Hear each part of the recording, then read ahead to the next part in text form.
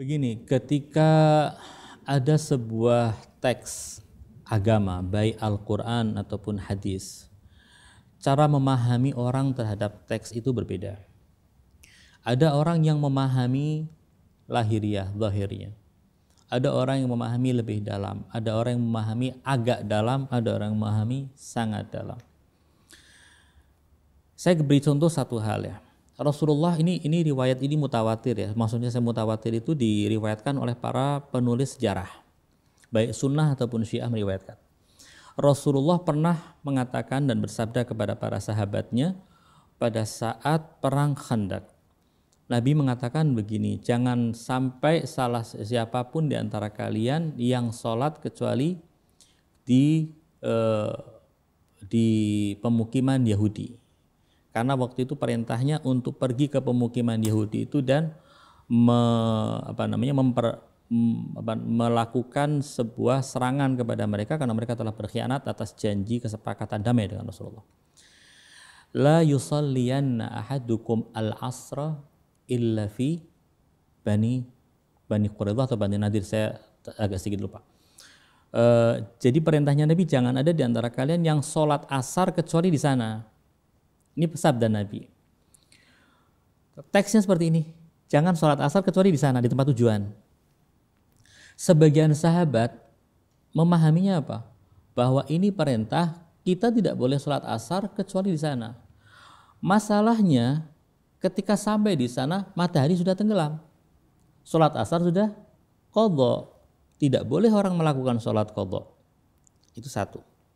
Sekelompok orang mengatakan enggak, apa yang dikatakan Nabi harus dijalankan 100%. Artinya apa? Qadha pun ya qadha.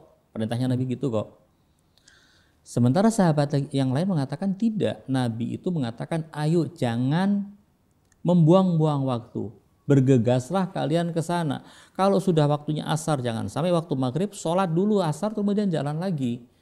Artinya Nabi itu membuat pernyataan semacam ini untuk memperingatkan jangan ditunda-tunda. Yeah. Ini suatu hal yang harus dilakukan cepat. Satu hadis dan semua pakai bahasa Arab, semua orang Arab dan mengenal cara bahasanya Nabi. Tapi pemahaman berbeda.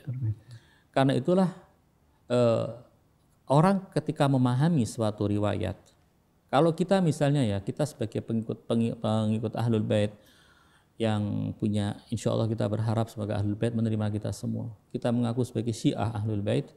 Kita memahami riwayat tentang Tsaqalain seperti yang kita yakini kebenaran mazhab kita. Sementara sebagian orang mungkin memahaminya berbeda. Ketika Allah Subhanahu wa taala memerintahkan kita dalam Al-Qur'an, "Qul la as'alukum 'alaihi ajran illal mawaddata fil qurba", kita melihat ini perintah untuk mengikuti.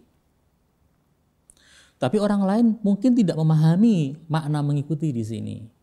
Sehingga mereka tetap mengikuti mazhab yang lain.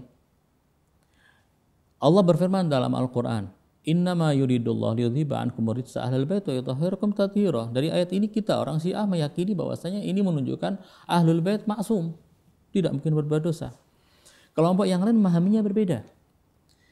Ayat yang mengatakan wa ma yantiqu 'anil hawa in huwa illa wahyun yuha, tidak mungkin Nabi berbicara dari hawa nafsunya. Pasti yang disampaikan in huwa illa wahyun yuha, pasti wahyu. Kita memahami ayat ini bahwa semua yang dikatakan Nabi, baik kata-katanya tentang syariat atau bukan syariat, bahkan dalam kehidupan sehari-hari, kata-kata yang keluar dari lisan Nabi itu wahyu. Kita meyakini seperti itu. Tapi orang lain meyakininya berbeda. Meyakininya apa? Ketika Nabi menyampaikan hal yang bersifat agama, yang bersifat risalah, semuanya pasti wahyu. Tapi kalau bersifat misalnya nyuruh istrinya melakukan sesuatu kah, nyuruh orang lain melakukan sesuatu yang urusan duniawi, tidak ada hubungan dengan ayat ini. Jadi cara memahami sebuah perkataan itu beda. Dalam kehidupan sehari-hari kita juga seperti itu, memahami kata-kata orang juga berbeda dalam istinbat atau mengambil kesimpulan. Nah, saya tidak bisa mengatakan bahwasanya ini karena muncul karena kedengkian, karena mungkin kebencian, karena mungkin inat ya, pembangkangan.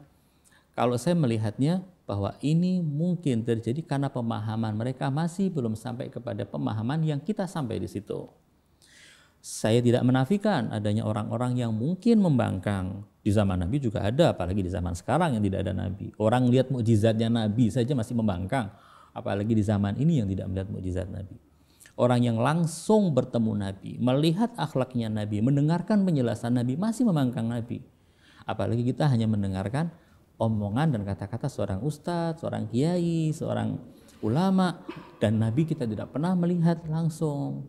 Bisa jadi pembangkangan ada, saya tidak menafikan. Tapi saya juga tidak bisa menolak bahwasanya semua orang yang tidak mengakui pemahaman seperti kita berarti mereka adalah yang membangkang. Enggak, bisa jadi karena pemahamannya berbeda dalam memahami sesuatu.